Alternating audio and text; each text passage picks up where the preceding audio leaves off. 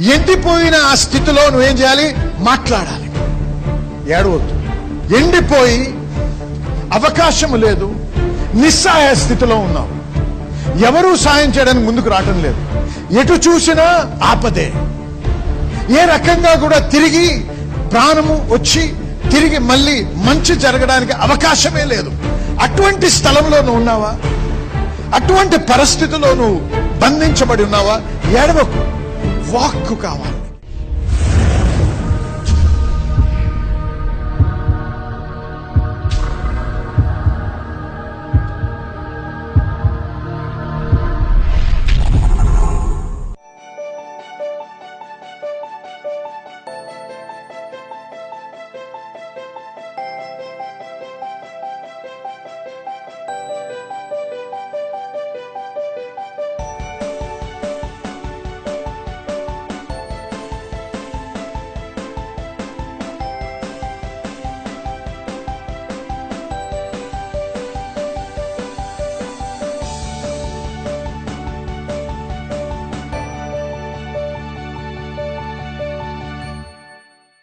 ఎండిపోయిన నీ పరిస్థితి, ఎండిపోయిన నీ వ్యాపారం, ఎండిపోయిన నీ యొక్క వైవాహిక జీవితం బ్రతకగలదా? ఎండిపోయి ఆరిపోయినటువంటి స్థితిలో ఉన్న నీ జీవితం తిరిగి బ్రతకగలదా? ప్రశ్న అడుగుతున్నాడు దేవుడు. అయితే ఏహెచ్కేలో అంటున్నాడు, వినండి. అని నన్ను అడుగగా ప్రభువా యెహోవా అది నీకే తెలియనని నేను అంటిని. చూసారా ఎంత స్మార్టో ఏహెచ్కేల్. కమిట్ అవ్వటం లేదు. నీకు తెలుసు ప్రభువా అంటున్నాడు. దేవునికి తెలుసు. దేవునికి అసాధ్యమైంది అవునండి. అవి బ్రతకగలవా? ఎండిపోయి ఉన్నాయి. కేవలము ఎండిపోయి ఉన్నాయి, అంటే వెరీ డ్రై. ఇవి బ్రతకగలవా అంటే ఎటువంటి ఇంపాసిబుల్ సిచ్యువేషన్ ఆలోచించండి. అంటే అది అసంభవం, జరగడానికి ఏమాత్రం ఆస్కారం లేదు. ఎముకల వ్యాలీ అంటే లోయ, అన్ని ఎముకలు పడి ఉన్నాయి. అంటే ఒకదాని దగ్గర పక్కన ఇంకో ఎముక అట్లా ఇష్టం వచ్చినట్టుగా పడేసి ఉన్నాయి. అటువంటి స్థలంలో ఆయన సంచారం చేస్తూ ఇవి బ్రతకగలవా అన్నాడు. అందుకు ఆయన ప్రవచనం ఎత్తి ఎండిపోయిన ఈ ఎముకలతో మాట్లాడుతున్నాడు. ఏహెచ్కేలు ఇంగ్లీష్లో చాలా బాగుంది. సన్ ఆఫ్ మ్యాన్ ప్రొఫెసై అన్నాడు. అంటే పలుకు, ప్రవచించు, మాట్లాడు. ఎండిపోయిన ఆ స్థితిలో నువ్వేం చేయాలి? మాట్లాడాలి. ఏడవద్దు. మూలను కూర్చొని ఏడవద్దు. ఎండిపోయి అవకాశం లేదు, నిస్సహాయ స్థితిలో ఉన్నావు. ఎవరూ సాయం చేయడానికి ముందుకు రావటం లేదు. ఎటు చూసినా ఆపదే. ఏ రకంగా కూడా తిరిగి ప్రాణము వచ్చి తిరిగి మళ్ళీ మంచి జరగడానికి అవకాశమే లేదు. అటువంటి స్థలంలో నువ్వు ఉన్నావా? అటువంటి పరిస్థితిలో నువ్వు బంధించబడి ఉన్నావా? ఏడవకు. వాక్కు కావాలి. నీకు ఏం కావాలండి? ఏమన్నాం? దేవుని వాక్కుకి సృష్టించే శక్తి ఉంది. హల్లెలూయా. దేవుని వాక్యానికి సృష్టించే శక్తి ఉంది. అందుకే దేవుడు ఏమన్నా ఈ యొక్క ఎముకల మధ్యలో నిలబెట్టి ఎముకలతో మాట్లాడమన్నా. ఎముకలతో మాట్లాడాలా? ఎండిపోయి ఉన్నాయి. ఎవరన్నా వచ్చి నాకు ఈ బల్లతో మాట్లాడంటే పిచ్చోడిని అనుకుంటారు. అవునండి. మనిషితో మాట్లాడతాం, అప్పుడప్పుడు కుక్కలతో మాట్లాడతాం. అర్థమైంది అనుకుంటాం, అర్థం అవుద్ది కొన్నిటికి, అర్థం కాదు కొన్నిటికి. కానీ చచ్చిన దాంతో మాట్లాడడం అంటే ఎంత విభ్రాంతి చెందించే మాట అది. చచ్చిపోయి ఎండిపోయింది. చచ్చిపోవడం కాదు, ఎండిపోయింది కూడా. శవం కూడా కాదు అది. అర్థమైన వారు హలో చెప్పండి ఒకసారి. అంటే ఎటువంటి ఇంపాసిబిలిటీ ఆలోచించండి. అసాధారణమైన సిచ్యువేషన్, ఆ పరిస్థితి. అక్కడ దేవుడు మాట్లాడు, ప్రవచించు. నిరాశ నిస్పృహలో ఏడవకు. హలో చెప్పండి. నీ పరిస్థితి ఏమై ఉన్నా సరే, నీ భర్త నిన్ను వదిలేసి వెళ్ళిపోయి నేను రాను, నాకు అక్కర్లేదన్నాడా? అటువంటి స్థితిలో ఏడవకు, ప్రవచించు. ఏం ప్రవచించాలి పాస్టర్ గారు? దేవుడు జతపరిచిన వారిని ఏ మనిషి కూడా విడదీయకూడదు. మీకు తెలియదండి, ఆమెతో వెళ్తున్నాడు, ఆమె నాశనం అయిపోద్ది, తిరిగి వస్తాడు. ఎందుకంటే అది దేవుని చిత్తమైన విషయం కాదు. ఆమె చెప్పండి.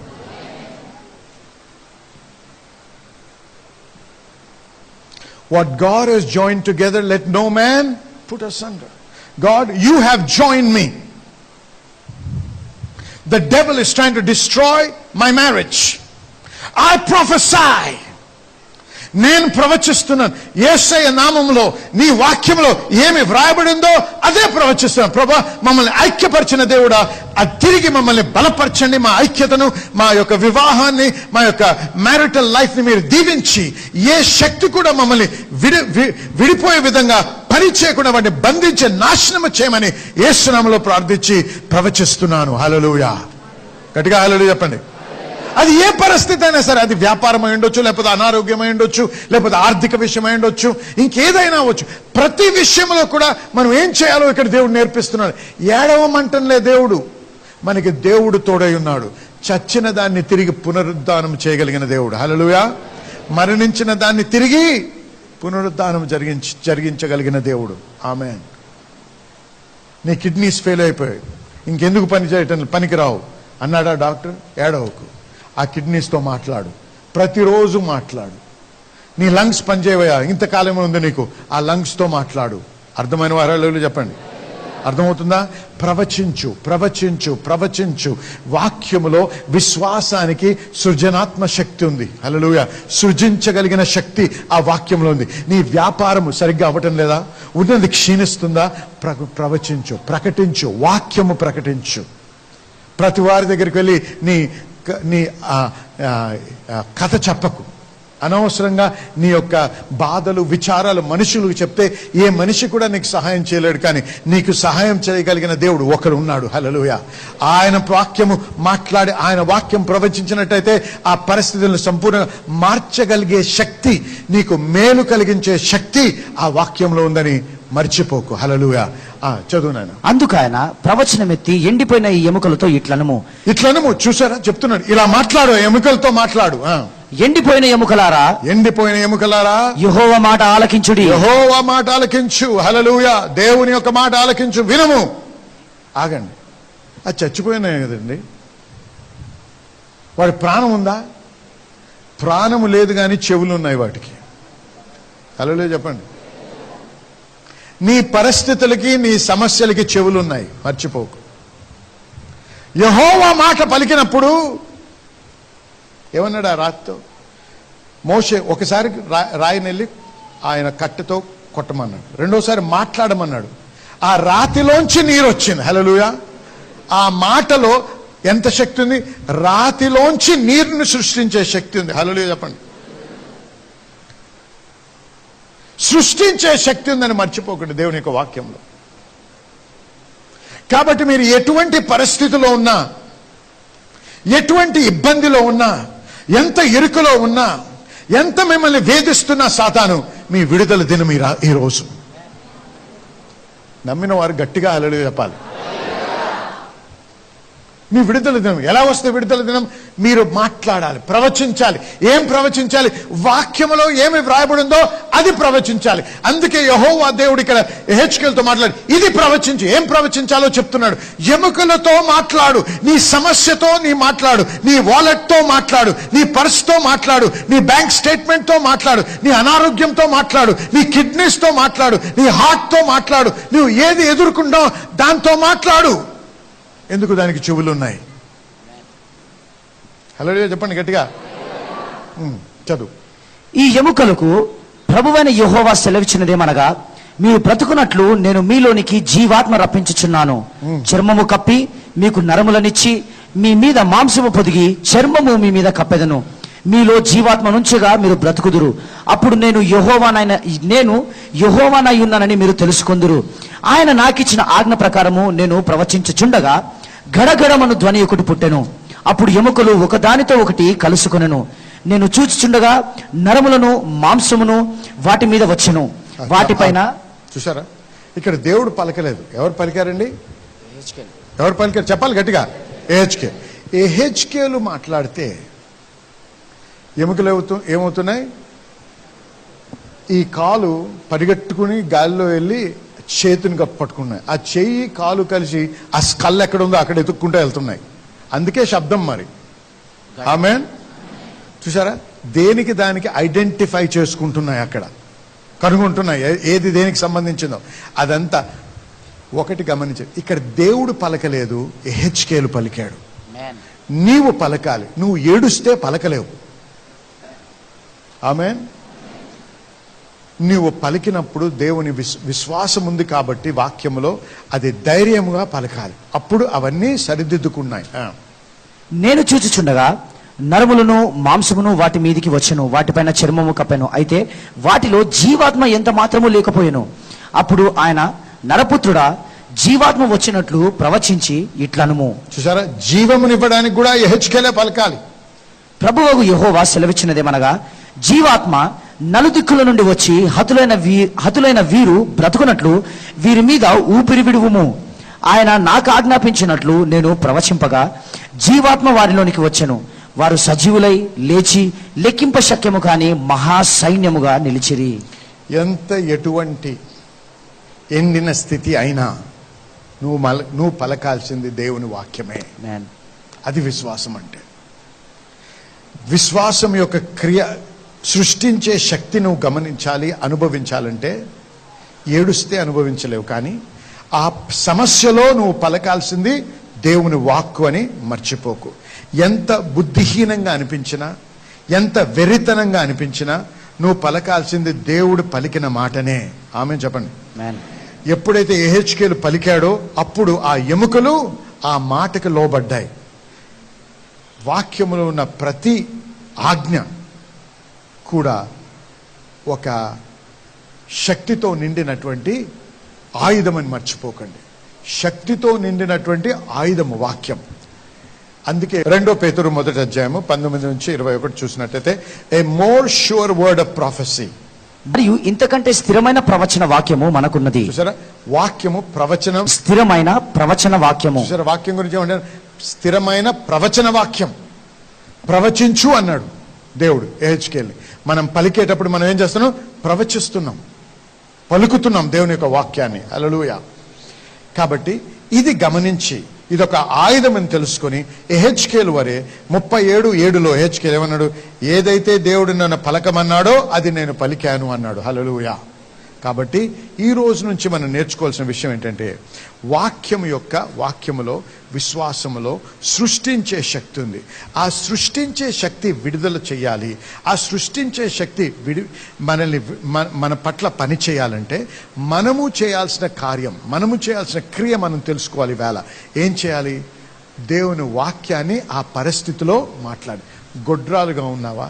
నీకు బిడ్డలు నువ్వు కనలేని స్థితిలో ఉన్నావా? నీవు ఆ యొక్క గర్భం తట్టు నీ చేయి చూపిస్తూ నీ గర్భం తట్టు నువ్వు ప్రవచించాలి. ఏం ప్రవచించాలి? చూపిస్తాను వాక్యం. చూడండి, ద్వితీయోపదేశకాండము 7:14. సమస్త జనుల కంటే ఎక్కువగా నీవు ఆశీర్వదింపబడదువు. నీలో మగవానికే గాని ఆడుదానికే గాని గొడ్డుతనం ఉండదు. హల్లెలూయా. అది వాక్యం, అది ప్రవచించాలి. చూసారా, ప్రవచించడం ఏంటి? మనకి ఇష్టం వచ్చింది కాదు, వాక్యాన్నే ప్రకటించడం అన్నమాట. అది జరిగే వరకు మనం జరగకూడదు. ఆమేన్. అది జరిగే వరకు నిలబడాలి, అదే పలుకుతుండాలి. రిపోర్ట్లు ఏమొచ్చినా సరే, మనుషులు ఏమన్నా సరే, మనము ప్రవచించినప్పుడు, యెహెజ్కేలు పలికినప్పుడు ఎముకలు కదిలాయి. మనము దేవుని వాక్యము యేసయ్య నామంలో పలికినప్పుడు మన పరిస్థితులు అనుకూలంగా మారుతాయి. మన యొక్క శరీరంలో మార్పు చెందాల్సిన విషయాలు మార్పు చెందుతాయి. ఎక్కడ స్వస్థత అవసరం అక్కడ స్వస్థత మనము అనుభవిస్తాం. హల్లెలూయా. ఇప్పుడు రోమీయులకు రాసిన పత్రిక 10వ అధ్యాయము 8-9 చూద్దాం ఒకసారి. అదేమని చెప్పుచున్నది? వాక్యము నీ యొద్దను నీ నోటను నీ హృదయములోను ఉన్నది. హృదయంలో ఉన్నవి అది మేము ప్రకటించు విశ్వాస వాక్యమే. మేము ప్రకటించే విశ్వాస వాక్యం అదేమనగా, యేసు ప్రభువని నీ నోటితో ఒప్పుకొని దేవుడు మృతుల నుండి ఆయనను లేపనని నీ హృదయమందు విశ్వసించిన ఎడల నీవు రక్షింపబడదువు. రక్షణ ఎలా పొందుతారని? హృదయములో నమ్మి నోటితో ఒప్పుకొనుట ద్వారా నువ్వు రక్షించబడతావు. నోటితో యేసయ్య నా ప్రభు అనగానే రక్షించబడవు. యేసయ్య ఏమి చేశాడు నీ కొరకు? ఆయన రక్తము నిన్ను పాపం నుంచి కడగడానికి ఆయన రక్తాన్ని కార్చాడని, ఆయన నీ నిమిత్తము నా నిమిత్తము మరణించాడని, తిరిగి లేచాడని నమ్మిన వాడు హృదయంలో నమ్మి నోటితో ఒప్పుకొనినప్పుడు అప్పుడు వాడు రక్షించబడతాడు. నువ్వు ఏదైతే నీ హృదయంలో నమ్మి నీ నోటితో ఒప్పుకుంటావో అది నీ హృదయం నీ జీవితంలో స్థిరపరచబడుతుంది. ఆమె చెప్పండి. అలాగే నువ్వు ఎదుర్కొనే ప్రతి పర్వతము ఇట్ కెన్ బి లెవెల్డ్, సమముగా చేయగలదు. Every valley can be filled, ప్రతి లోయను కూడా నింపబడగలదు. నీ మార్గము సరళము చేయబడగలదు. ఎప్పుడు నీవు నమ్మాలి. నమ్మడము అంటే ఏంటి? To come to a point of confidence. అది అవును జరుగుతుంది అనేటువంటి ఒక ధైర్యం రావాలి. హల్లెలూయా, హల్లెలూయా. ఆ ధైర్యం ఎప్పుడైతే ఏర్పడుతుందో మనం అప్పుడు అవుతుంది, ఖచ్చితంగా అవుద్ది అనేటువంటి ధైర్యం ఎప్పుడైతే స్థిరపడదు అది నమ్ముట అన్నమాట. ఇప్పుడు నువ్వు నమ్మింది నువ్వు పలకాలి. హల్లెలూయా. అర్థమైంది మీ అందరికీ? ఈ నమ్మకము ఎలా ఏర్పడుతుంది? మరి నేను నమ్ముతున్నానండి అంటే అయిపోద్దా? కాదు. ఈ నమ్మకం ఏర్పడడానికే మనము ప్రయాసపడాలి. ఏ విధంగా? ఆయన వాక్యము ధ్యానించుట, ఆయన వాక్యముని నెమరువేయుట, ఆ వాక్యము యందు నీ తలంపులు నింపుకొనుట, దాని గురించే ఆలోచించుట. ఎలాగైతే ఆ వ్యక్తి ఆ స్త్రీ అంటూనే ఉంది హృదయంలో ఏమని? ఆయన వస్త్రపు చెంగును ముట్టినట్టయితే నేను స్వస్థత నొందెదను. ఆ లోపల అనుకునే విషయము ఏ వ్యక్తి కూడా ఆమెని మార్చలేకపోయాడు. అందుకే పరిస్థితులు అనుకూలమైనప్పుడు ఆమె అద్భుతమైనకి జరిగింది. అలాగే ఏ గాలి కొట్టిన విధంగా ఎలాగైతే చెట్టు వంగుతుందో అలాగే ఏ గాలికి మనం ఆ గాలికి వంగిపోకూడదు. విశ్వాసులతో ఉన్నప్పుడేమో ఐఎమ్ హీల్డ్ అని, అవిశ్వాసులతో ఉన్నప్పుడు డాక్టర్ ఇంత మంచోడండి, ఆ డాక్టర్ వల్లనే నేను బాగయ్యానండి అని మాట్లాడడం. అర్థమైన వారు హల్లెలూయా చెప్పండి. ఒక విషయం తెలుసుకోండి, ఏ డాక్టర్ నిన్ను బాగు చేయలేడు, ఏ మందు కూడా నిన్ను బాగు చేయలేదు. హీలింగ్ అనేది నీ బాడీలో ఉంది కాబట్టి, దేవుడు పెట్టాడు కాబట్టి ఆ మందుకు నీ బాడీ రెస్పాండ్ చేస్తుంది. అందుకే నువ్వు హీల్ అవుతున్నావు. కొన్ని సమస్యల్లో వచ్చినప్పుడు ఇటువంటి అనారోగ్యం డాక్టర్ దగ్గరికి వెళ్ళినప్పుడు ఏమంటారు తెలుసా? ఈయన ఈ మందుకు రెస్పాండ్ చేయటం లేదండి అంటారు. అవునా? విన్నారా ఆ మాట? ఈ మందు ఆయనకి మీద పని చేయటం లేదే అంటారు. అవునా? అందుకే బాగోవటం లేదు. చూసారా? మరి డాక్టర్ ఎందుకు బాగా చేయలేకపోతున్నాడు? డాక్టర్ చేతిలో లేదు, మందుల చేతుల్లో లేదు, దేవుని చేతిలో ఉంది. అందుకే మన విశ్వాసం మందుల మీద డాక్టర్ మీద ఉండకూడదు, దేవుని మీద ఉండాలి. మందుల ద్వారా స్వస్థపరచవచ్చు, మందులు లేకుండా కూడా స్వస్థపరచగలడు దేవుడు. కానీ మన విశ్వాసం దేని మీద ఉందో అది ప్రాముఖ్యం. చూసారా? ఇది మనం బలపడాలంటే ఆర్థిక విషయాలు ఉండొచ్చు, ఎప్పుడు అప్పుల గురించే, ఎప్పుడు ఆ సమస్యల గురించే, ఎప్పుడు ఎవరిని ఏ విధంగా మోసం చేసి ఇంకోటి దగ్గర డబ్బు తీసుకొని, వీడి అప్పు తీర్చడానికి వాడి దగ్గర లోన్ తీసుకొని, వాడికి అబద్ధం చెప్పి ఇంకోటి దగ్గర లోన్ తీసుకొని, ప్రభా హల్లెలూయా దేవా స్తోత్రం నేను దశం భాగం ఇస్తున్నాను ప్రభు. మోసగాడా, నీకు నీ దశం భాగం ఎందుకు పనికిరాదు? హల్లెలూయా చెప్పండి ఒకసారి. అలాగ ఉండకూడదు. తప్పుడు పనులు చేసుకుంటూ దేవుడు దేవా దేవా అంటే పనికిరాదు. మన హృదయం శుద్ధిగా ఉండాలి, మన హృదయ ఆలోచన శుద్ధిగా ఉండాలి, మన హృదయ ఆలోచన దేవునికి అంగీకారంగా ఉండాలి. మన హృదయ ఆలోచన అంగీకారంగా ఉండాలంటే వాక్యానుసారమైన ఆలోచన ఉండాలి. ఎటువంటి నా దేవుడు నన్ను విడిపించే యెహోవా ఆయన, హల్లెలూయా, నా విమోచకుడు, హల్లెలూయా, అదే ఆలోచించాలి. మన జ్ఞానంతో మనం బయటకు రావడం కాదు, ఆయన శక్తితో మనం బయటకు వస్తున్నాం. అందుకే ఆ పర్వతంతో మాట్లాడాలి, ఆ లోయతో మాట్లాడాలి. ఏం మాట్లాడాలి? ఏదైతే వాక్యం చెప్తుందో. మాట్లాడక ముందు ఈ యొక్క సత్యాన్ని మనము బాగా పని చేయాలంటే నీ నోటితో నువ్వు పలకాలి. ఇంగ్లీష్లో బాగా రాసుకున్నాను నేను. It takes speaking fourth to make faith work. అంటే విశ్వాసం పనిచేయాలంటే నీ నోటితో నువ్వు పలకాలి. నువ్వు బహిరంగంగా ఏదైతే పలకలేవో అది నువ్వు ఎప్పుడూ నీ స్వంతగా నువ్వు దాన్ని గమనించలేవు, అనుభవించలేవు. అంటే విశ్వాసము కోరేదేంటో తెలుసా? Faith demands declaration. విశ్వాసము కావాల్సింది ఏంటంటే నువ్వు నమ్మావు అంటే బహిరంగంగా ధైర్యంగా నువ్వు పలికే స్థితిలో ఉండాలి. హల్లెలూయా, ఆమేన్. పరిస్థితుల్ని బట్టి నీ మాట మారకూడదు. అనుభవాల్ని బట్టి, మనుషుల యొక్క తలంపుల్ని బట్టి నీ మాటను మార్చకూడదు. నీ విశ్వాస పరిమాణము చొప్పున నీవు మాట్లాడాలి.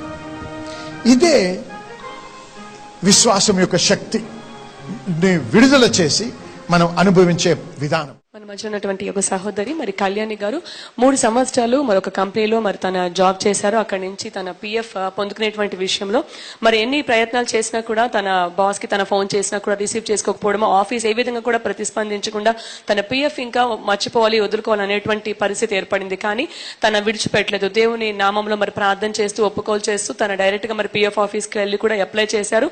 మరి 2 ఏళ్లు గడిచిపోయింది. తన ఈ యొక్క సంవత్సరం ఇవ్వబడినటువంటి మాట సహజాతీతమైన సమృద్ధి అనేటువంటి మాటను ఒప్పుకోలు చేస్తూ మరి ఆ యొక్క ఇంక్రీజ్ అనేది కనపడాలనే ఒప్పుకోలు చేస్తున్నారు. అయితే తను ఆశించింది ఒక అమౌంట్, అంటే 2.5 సంవత్సరాలు అక్కడ ఉద్యోగం చేశారు. తను ఆశించినటువంటి అమౌంట్ ఒకటైతే దానికి కరెక్ట్ గా రెట్టింపు డబుల్ పొజిషన్ తో మరి దేవుడు దీవించారు. మరి తన పిఎఫ్ అంతా రిలీజ్ అవ్వడానికి సహాయం చేశారు. మరి ఎన్నాళ్ళుగానో మరి ఒక బైక్ కొనుక్కోవడానికి బాబుకి విత్తనం నాటుతున్నారు. మరి దశంభాగం కూడా తన 20% వరకు ఇవ్వడంలో మాత్రం నేను ఎంతగానో ఇక్కడ నేర్చుకున్నాను. మరి దాన్ని బట్టి ఇవాళ నేను ఆశీర్వాదం చూస్తున్నాను అని చెప్తున్నారు. ఒక నూతనమైన బైక్, ఇవాళ బైక్ లోనే వాళ్ళు రావడం జరిగింది, బ్లెస్ అయ్యారు. వాళ్ళ పాపకు కూడా మొబైల్ కోసం మరి ఎంతగానో ఆశపడుతున్నారు. ఇవన్నీ సహజంగా అయితే వాళ్ళకి సాధ్యం కానటువంటి విషయాలు, కానీ దేవుని యొక్క సమకూర్పు ద్వారా అవన్నీ కూడా కొనుక్కోవడానికి దేవుడు కృప చూపించారు. ప్రభువైన యేసుక్రీస్తు నామానికి మహిమ కలుగును గాక. తన కుడి కాల్లో కూడా మరి చాలా రోజులుగా నొప్పితో బాధపడుతున్నారు. కానీ దేవుని మందిలో స్తుతిస్తున్నప్పుడు మరి ప్రత్యేకమైనటువంటి స్వస్థత కొరకు ప్రార్థన చేస్తున్నప్పుడు కూడా లేసి విశ్వాసంతో పొందుకుని అద్భుతమైన స్వస్థతను అనుభవించారు. యేసుక్రీస్తు స్వస్థత నొందడము, చర్మ వ్యాధుల నుంచి స్వస్థత నొందుతున్నారు. దీర్ఘకాలపు నొప్పుల నుంచి, మరి అది ఆర్థరైటిస్ అవ్వచ్చు, లేకపోతే థైరాయిడ్ అవ్వచ్చు, ఇటువంటి వాటి నుంచి కూడా వారు స్వస్థత పొందారని మాకు సాక్ష్యాలు పంపుతున్నారు. వారందరిని బట్టి దేవునికి స్తుతి చెల్లిస్తున్నాం. దేవుడు చేస్తున్న మహత్కార్యాలను బట్టి మరి దేవునికి ఘనత మహిమ కలుగును గాక. మరి ఈ దినమున ఈ ప్రోగ్రాం ముగించక ముందు మీలో ఇంకా అనేక మంది అస్వస్థతగా ఉన్నారని మాకు తెలుసు. మరి మీ కొరకు ప్రత్యేకించి ప్రార్థన చేయాలని నేను ఆశిస్తున్నాను. కాబట్టి ఈ క్షణం మీతో పాటు ఏకీభవించాలని ఆశిస్తున్నాను. కాబట్టి మీరు ఎక్కడ మీకు నొప్పి ఉన్నా, ఎక్కడ అనారోగ్యం ఉన్నా అక్కడ ఒక చేయి పెట్టుకోండి, ఇంకో చేయి ఆ టీవీ మీద ఉంచండి. మనం కలిసి ప్రార్థన చేద్దాము. ఇద్దరు ఏకీభవించి అడిగి ప్రార్థన చేసినప్పుడు దేవుడు ఖచ్చితంగా అనుగ్రహిస్తానని వాగ్దానం ఇచ్చాడు కదండి. మరి ఆ వాగ్దానాన్ని బట్టి మరి ఆయన పొందిన గాయముల చేత మనం స్వస్థత నొందితిమి అన్నారు. దేవునికి స్తోత్రం, హల్లెలూయా. నొందబోచటం లేదు, మనం నొందితిమి. కాబట్టి నమ్మండి, విశ్వసించండి. ఈ ప్రార్థన చేసినప్పుడు దేవుని యొక్క శక్తి, దేవుని యొక్క ఆత్మ మీ మీద వచ్చి మిమ్మల్ని తాకి మిమ్మల్ని స్వస్థపరుస్తారని నేను నమ్ముతున్నాను. కాబట్టి దయచేసి ఏకీభవించండి. ఇప్పుడు ప్రార్థన చేద్దాం. పరిశుద్ధ దేవా, మీకు స్తుతి చెల్లిస్తున్నాం, మీకు మహిమ కలుగును గాక. ఈ సమయంలో ప్రతి బిడ్డ ఎవరైతే నాతో ఏకీభవిస్తున్నారో, ఎవరైతే అనారోగ్యంతో అస్వస్థతతో బాధపడుతున్నారో, ఎవరైతే సాతాను యొక్క బంధకములో ఉండి వాటి నుంచి విడుదల పొందలేని మరి బంధించబడిన స్థితిలో ఉన్నారో వారందరి నిమిత్తం ప్రార్థన చేస్తున్నాం. ఈ సమయంలో ప్రభా యేసు నామములో ప్రతి విధమైన అనారోగ్యాన్ని, నొప్పులను, చర్మ వ్యాధులను, మరి ఆర్థరైటిస్ ని, థైరాయిడ్ ని, రకరకాలైన బాధల నుంచి విడుదల కలుగును గాక అని యేసు నామములో ఆజ్ఞాపిస్తున్నాం ప్రభా. ఎందుకంటే మీరు ఇచ్చిన వాగ్దానాన్ని బట్టి, మీ వాక్యాన్ని ఆధారపడి ప్రభా మీకు స్తుతి చెల్లిస్తున్నాం. మీ వాక్యమును బట్టి, మీరు పొందిన గాయమును బట్టి ప్రభా మీ బిడ్డలు ఈ క్షణమే స్వస్థత నొంది తీరి ప్రభా. కాబట్టి మీకు స్తుతి చెల్లిస్తున్నాం. మీకే మహిమ కలుగును గాక. మీకు స్తోత్రం, హల్లెలూయా. ఏకీభవించిన వారందరూ కూడా నాతో పాటు ఆమేన్ చెప్పండి. హల్లెలూయా. నేనైతే నమ్ముతున్నాను మీరందరూ కూడా స్వస్థత నొందారని. మీరు పొందినప్పుడు, అది అనుభవించినప్పుడు మరి ఏమాత్రం ఆలస్యం చేయకుండా మా నంబర్లు మీకు కనపడుతూ ఉంటాయి, మా ఫోన్ నంబర్లు, వాటికి ఫోన్ చేయండి, మాకు తెలియపరచండి. మీతో పాటు మేము కలిసి దేవుణ్ణి స్తుతించడానికి మాకు మంచి అవకాశాన్ని కలిగించండి. మీకు దేవునికి స్తోత్రము, మహిమ కలుగును గాక. మళ్ళీ మనం తిరిగి మీతో ప్రార్థన చేయడానికి మరొకసారి దేవుడు తరుణం ఇచ్చినప్పుడు ఖచ్చితంగా చేద్దాం. దేవునికి మహిమ కలుగును గాక. ఆమేన్.